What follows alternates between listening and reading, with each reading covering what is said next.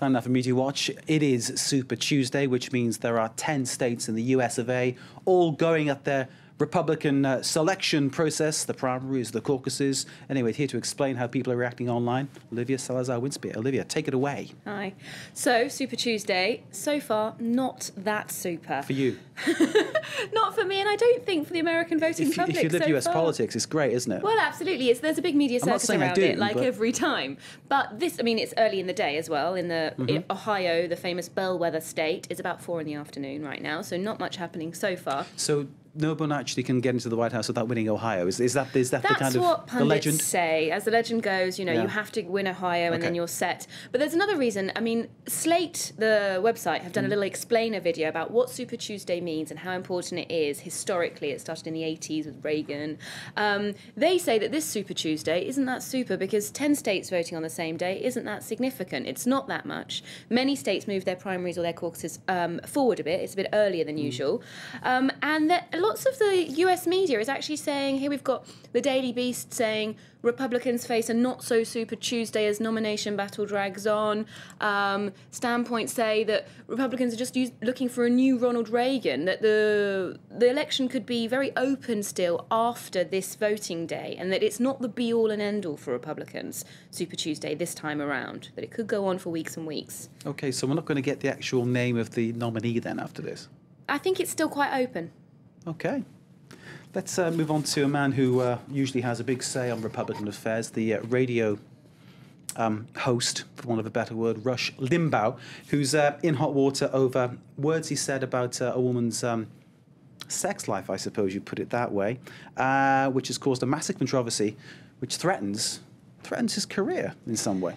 Well, it's dragging everyone into it with him, really. I mean, like you say, he's a prominent Republican, and it's the media story. He's a big mouth, basically. He's a big mouth, and he's seen by many people to be the mouth of conservative America. Yeah. This media story just won't go away, although there is one person who wants it to go away, and that's the woman at the centre of it, this Sandra Flug, who he called a slut and a prostitute concerning the debate around the provision of birth control with health insurance. Remind us why he said that? He called her a slut and a prostitute because he said by paying for her to have a sex life or to access birth control under her health insurance, the American taxpayer would be paying for her to have sex. So that's where he, in his strange way, it's a bit of a twisted logic by Mr. finds Limbaugh. that logical. Anyway, she's called for everyone to stop talking about this so much that the media attention around the row is distracting from the real issue, which is provision of birth control and healthcare, these kind of things. And she might be, I mean, in her article, she says, stop feeding him, stop feeding the controversy. So that's Mr. Limbaugh there with the teeth and the nasal hair. Yeah. This could be in reaction to last night's television coverage of the issue, when Jon Stewart of The Daily Show dedicated a huge part of his programme to criticising Rush Limbaugh. He's not a fan of Rush Limbaugh. A few people are. Well. Jon Stewart's a big Democrat, so that comes as no surprise, but he really went for it, and he gave Republican candidates a really hard time on their reaction to the controversy. Jon Stewart suggested that Mitt Romney, Newt Gingrich, they hadn't been harsh enough on this guy who's basically a sexist and, to a point, a misogynist. I suppose Romney and the others, they're worried about alienating the Republicans who listen to Limbaugh. And I said he's not got many fans. Clearly, he has got lots of fans because his show is very well listened to. They're playing the game. But now, I mean, it's become such a media thing the last few days. I can't believe we're still talking about it. BuzzFeed, they made a chart for us, a nice graphic of to see how much we've used the word slut this week. Sure. And you see the spike there yesterday and today. So Republicans are having to tread very carefully about how much they get on side with Rush Limbaugh or refute it, because it's big in the media. And it's taken a political turn now because the group Americans United for Change has joined the circus. Now, they're a pro-Democrat group. They've launched this aggressive Twitter campaign to link Rush Limbaugh to Mitt Romney via the company Bain Capital. Now, Mitt Romney used to own the company Bain Capital. Bain Capital has a subsidiary that owns the company that produces Rush Limbaugh's radio program.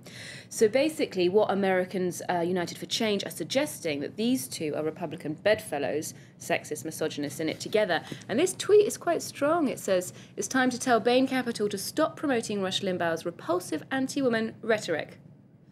Olivia, we will leave it there. That kind of says it all. Thank you very much indeed, Olivia, with Media Watch. Stay with us after the break. A full roundup of the day's news, followed by sport and culture. The Boss getting angry and political with his new album, Wrecking Ball. We're back after a look at the weather. Stay with us.